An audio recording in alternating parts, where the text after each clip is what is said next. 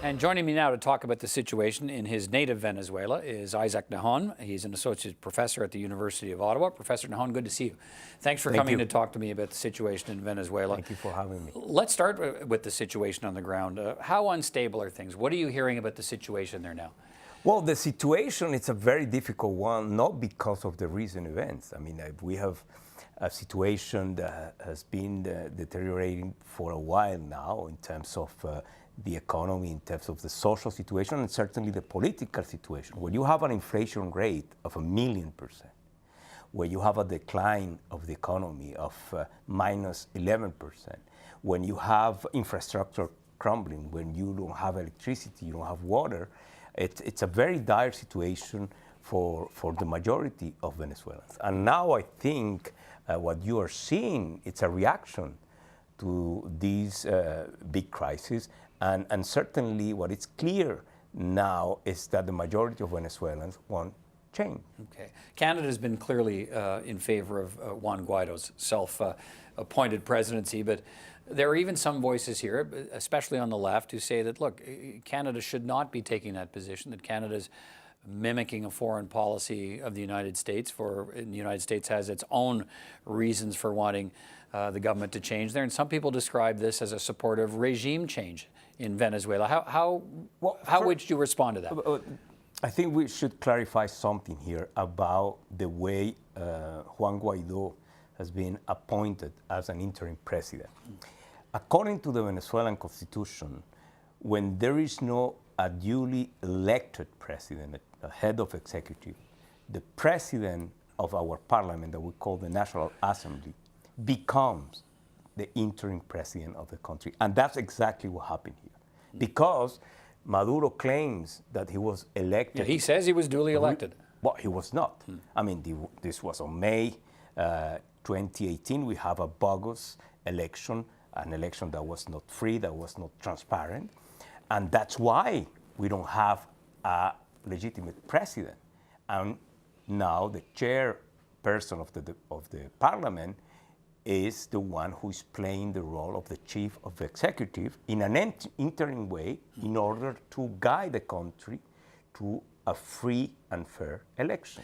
The Venezuelan government of Nicolas Maduro, who claims he's still in charge, it's being supported by Russia and China. How do you explain that support? Well, I mean, it's clear. First, China has economic interests. You know, Venezuela or this regime of Maduro owes to the Chinese maybe $15 billion. They want their money back. That's the main reason. And the Russians also, they have both economic and, let's say, geostrategic interest in Venezuela. I mean, remember, Russia has been selling weapons to Venezuela, all kind of, aircraft, all kind of weapons to Venezuela. They do have an interest because I think they want to have an influence in this hemisphere, in this region. And Chavez and then Maduro opened the door of Venezuela to the Chinese and the Russians. Okay, Maduro said in the past 24 hours he's ready to enter into discussions with the opposition, with presumably Juan Guaido. What do you make of that? Is that worth exploring, or is that a survival tactic? Well, it's more a survival tactic. And let me tell you what happened in the past. I mean, the opposition tried many times, even with Chavez, when Chavez was alive, and with Maduro, to have a dialogue with the mediation of different players, the Organization of American States, with even Jimmy Carter was involved at some point in these dialogues. And that was a mockery. I mean, they never respected what that was agreed upon, and I think now it's time for change. It's clearly time for change. I mean, it's unsustainable, the situation for, as I told you, for the majority of Venezuelans. And the question is, if there's going to be change, how it comes about, and the military could play a very important role here. I know you've written about this. Yeah. Some senior military members have said they're prepared to support Maduro as this goes on. How does the role of the military fit into the recent history, and can you see the support of the generals changing from Maduro to Guaido? But I don't know about the generals. What I know is that there are between 200 and 300 officers in jail right now who rebel. Who've spoken out, Yes, and they, unfortunately, they are living in a very difficult situation. They have been subjected to torture. And what is clear now is what we are seeing in the Venezuelan society is also happening in the military. And if history teaches something, at least the Venezuelan history, is when the military,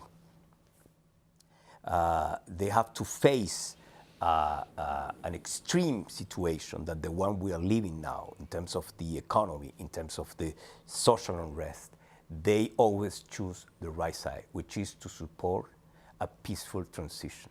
We have seen that in the past, and I think, and hopefully we are going to see this now. Talk about Monday. Canada will host the meeting of the Lima Group on Monday. What do you hope comes from that?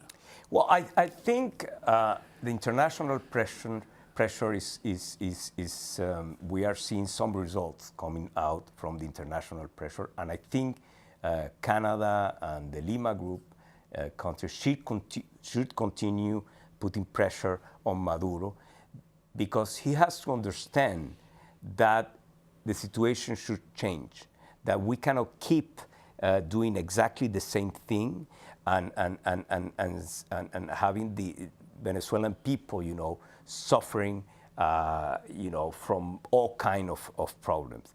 And the other thing, it's clear, this is not just a problem for Venezuela. This is a problem for the entire region. When you have between 3 and 4 million people fleeing the country and going to Colombia and even going further south to Chile or Brazil or Argentina, this is an issue for the entire region. And I think what Canada is doing and the Lima Group is doing is to put pressure on this regime and its allies in order to have a peaceful and orderly transition to democracy. And do you think that's possible, given what we've seen now and continuing protests and Maduro is digging in? Do you think a peaceful transition is possible? Well, I hope so. I hope so. There is no guarantee, but what I'm seeing is the following: there is no, in the times of Chavez, the situation in Venezuela was described as a polarization, that you have 50% of a population confronting the other 50%. We are no longer there. You have 80 or more % of the population saying we want change. And when you have that, as we have seen in the latest demonstrations, where you have millions of people in the streets of Caracas and other cities saying, that's enough. It's time for change. I think we are going to see change. Professor Isaac Nahon, thanks for coming in to speak with me. Appreciate it. Thank you very much.